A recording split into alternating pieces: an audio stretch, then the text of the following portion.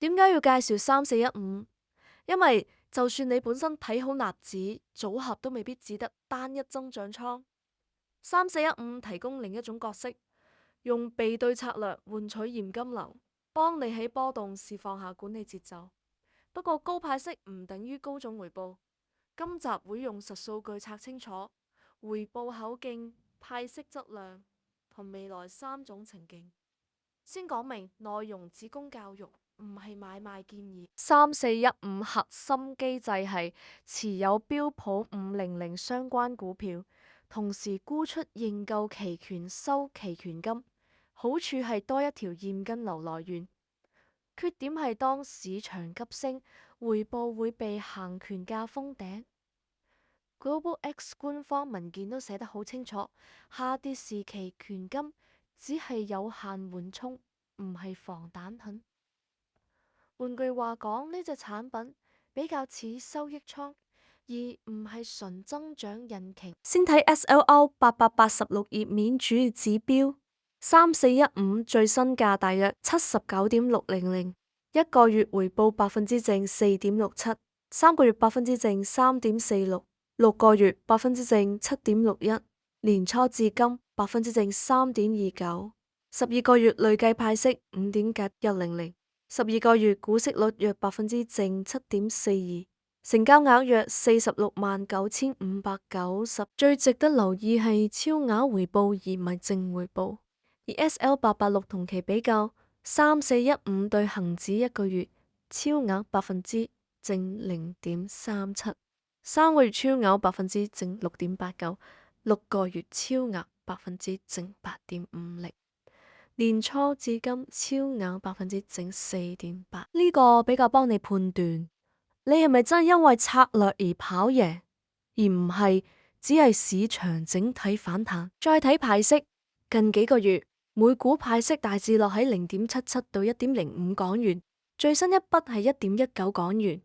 節奏上算密，但要記住官方警示，派息可從資本撥付，正收益率唔代表正回報。如果淨值長期下行，收息都可能被資本損耗抵消。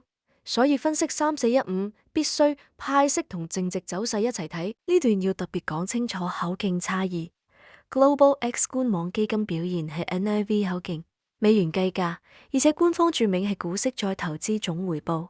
至於 SL886主要指標係二級市場交易價格回報，用上市櫃台貨幣3415就係港元，而股息另外放喺12M 派息同股息率12M。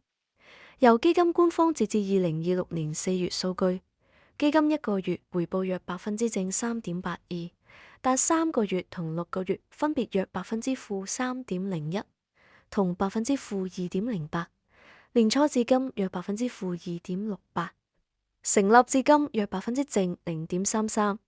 所以見到官網同 SL886數字唔同，先要對齊口徑再做判斷。官網期權欄位顯示，短倉認購期權名義敞口接近資產淨值，行權米約係7040，對應當時標普點位約7138.8，即係話覆蓋比例偏高，換嚟權利金。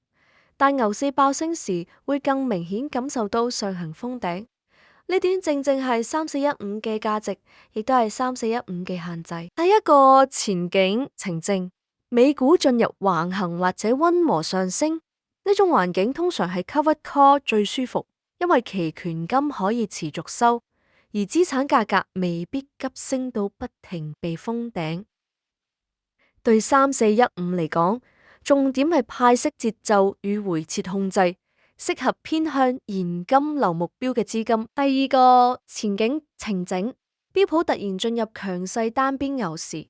呢個情況3415可能跑輸純持有標普500，因為期權覆蓋令上行空間受限，策略上可以考慮用核心倉搭配收益倉，而唔係全倉單一收益產品。重點唔係話3415唔好，而係你要清楚佢本質。第三個前景平靜，市場轉差甚至持續回撤，期權金可以減慢下跌速度，但唔會消除資產風險。若個波動急升，估值壓縮，淨值仍然可能受壓。呢個時候你要做嘅唔係盲目加碼，而係檢查倉位比例、目標回撤同資金用途，保持現金流策略紀律。俾你4步檢查清單：第一，目標係總回報定每月現金流；第二，可接受幾大淨值波動；第三，會唔會同純指數 ETF 做配比，避免全倉封頂；第四，每季檢視派息來源同淨值走勢有冇背離。做到呢4步，你先係用系統管理3415，而唔係被收益率牽住走。總結一句：3415係一個用上行天花板交換現金流嘅工具，適合特定市場同特定目標，唔係萬能答案。今集參考咗 Global X 3415官網同 SL886數據頁面。如果你想我下一集做3415對比純標普 ETF 實盤框架，留言打3415對比。本片只供教育用途，不構成投資建議，投資涉及風險。